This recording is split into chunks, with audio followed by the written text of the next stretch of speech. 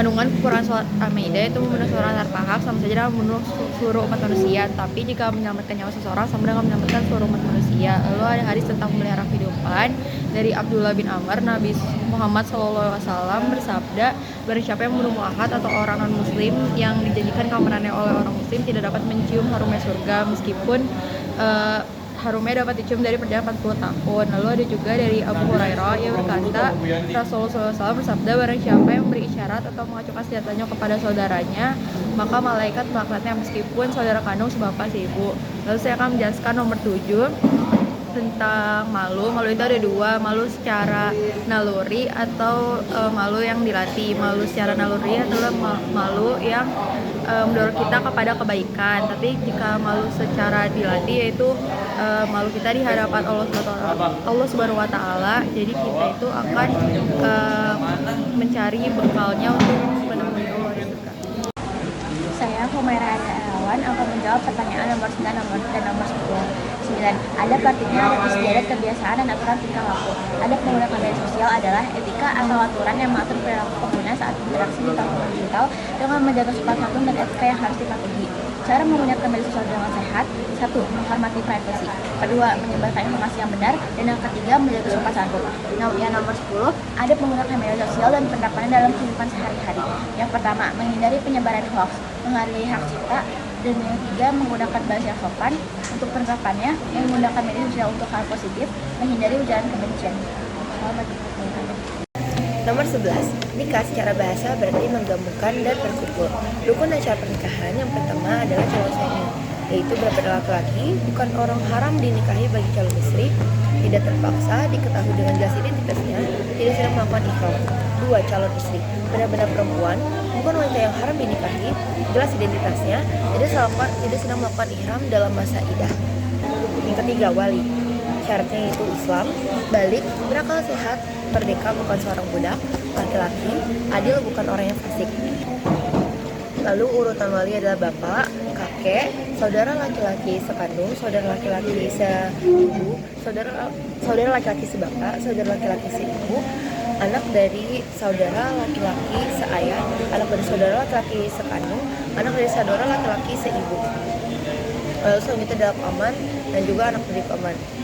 Nah, jika tidak memiliki walid atau sudah meninggal, maka walinya adalah pemimpin daerah tersebut.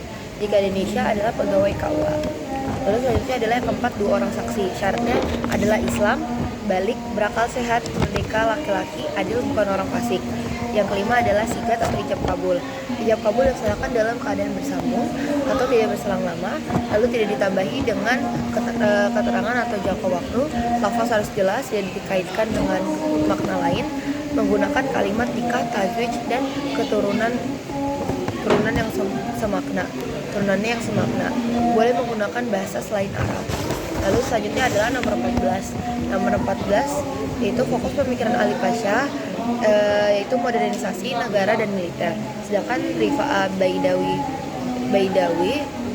Rifa'ah Tahtawi berfokus pada pendidikan dan penerjemahan ilmu barat ke dalam dunia Islam. Jamaluddin Al-Ghafari berfokus pada persatuan umat Islam dan perlawanan terhadap imperialisme barat. Dan Muhammad Abdul berfokus pada reformasi pemikiran Islam dan pendidikan. Assalamualaikum warahmatullahi wabarakatuh. Perkenalkan, nama saya Syabani Ratu Patikal dan saya akan menjawab pertanyaan nomor 5 dan 6. Di pertanyaan nomor 5, sebutkan contoh menjaga muro'ah, yaitu ada menjaga perkataan, berpakaian sopan, menjauhi perbuatan buruk, menggunakan harta di jalan yang baik dan tidak menggunakan jabatan. Di pertanyaan nomor 6, menurut Ali Abdul Halim mengatakan bahwa orang ikhlas ada 3 tingkatan. Dibagi menjadi 3 tingkatan, yaitu yang pertama ada orang ikhlas awam, yaitu orang ikhlas yang umum, ia beribadah untuk kepentingan dunia. Lalu ada orang ikhlas, orang hawas, itu orang yang khusus, dia menjalankan ibadah untuk kepentingan akhirat. Lalu terakhir ada ikhlas hawasul hawas, yaitu orang-orang yang excellent, seseorang yang beribadah yang tidak ada motivasi apapun kecuali mengharap ridha Allah Subhanahu wa taala. Ia beribadah setiap hari bukan sebagai kewajiban namun sebagai kebutuhan sebagai seorang hambanya. Surat Yunus ayat 44:1 adalah Zarhauti, Gam Biguna, Gam Dilaguna, Mataret Sukun. dan kol-kolah. Yang kedua, zuhud menurut Abu Sulaiman adalah meninggalkan segala yang melalaikan hati dari Allah. Sedangkan menurut Ragib Al-Ifani, zuhud adalah sikap menjauhkan diri dari cinta yang berlebihan terhadap Allah. Assalamualaikum warahmatullahi wabarakatuh. Nama saya Muhammad Rizky Islami dari kelas 11-1. Ingin menjelaskan nomor 4. Surat Al-Ahzab ayat 35 menjelaskan 10 sifat orang yang diampuni dosanya dan dimasukkan ke surga. Menurut Said Qutb dalam tafsir fi Zilalil Quran, surat Al-Ahzab ayat 35 menjelaskan tentang sifat orang yang beriman yang dicintai Allah. Sekian, terima kasih. Wassalamualaikum warahmatullahi wabarakatuh. Soal yang pertama, sebutkan makna hadis dan juga pengertian menurut Jalaluddin Muhammad bin Ahmad Al-Mahali dan Jalaluddin Abdurrahman bin Abu Bakar Al-Suyuti.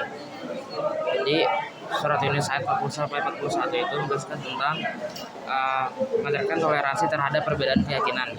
Hadisnya, agama yang paling dicintai Allah adalah Al-Hanifiyah As-Samhah atau yang lurus bagi tolerannya.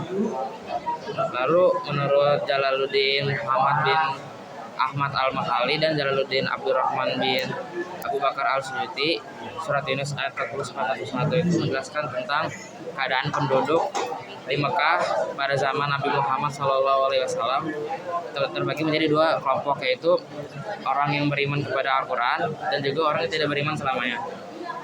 Soal yang kedua adalah perbedaan antara Kiai Haji Ahmad Dahlan dan Kiai Haji Hasyim Asy'ari. Mereka memiliki perbedaan dalam pemikiran dan pendidikan Islam, terutama dalam corak modernis dan tradisional. Assalamualaikum warahmatullahi wabarakatuh. Perkenalkan, nama saya Ranal Faruk. Saya akan menjelaskan kepada tentang perbedaan pemikiran Rasyid Ridho, Sultan Mahmud II, dan Muhammad Iqbal. Yang pertama, Rasyid Ridho memiliki visi bahwa Islam harus menjadi umat yang merdeka dari gengseran penjajahan dan menjadi umat yang maju sehingga dapat bersaing dengan umat-umat yang lain. Terus kedua, pemikiran Sultan Mahmud II pertama melakukan reformasi negara dan militer secara top and down dengan gaya model barat. Terus ketiga, Muhammad Iqbal merencanakan kebangkitan spiritual umat Islam melalui filsafat modern.